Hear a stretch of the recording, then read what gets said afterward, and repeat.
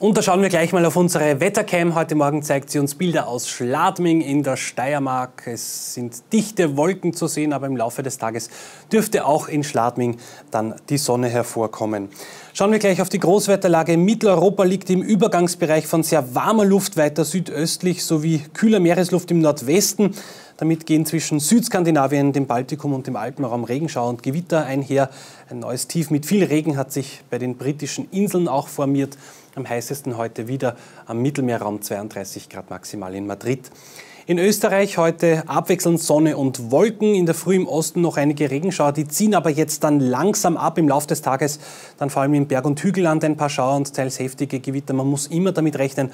Ansonsten wird es aber heute ein durchwegs sonniger Tag in Österreich mit Temperaturen zwischen 24 und 31 Grad. Die 24-Stunden-Prognose für den Westen, einige Schauer sind am Nachmittag möglich bei maximal 29 Grad. In der kommenden Nacht gehen die Temperaturen nicht wirklich zurück. Eine weitere Tropennacht steht bevor.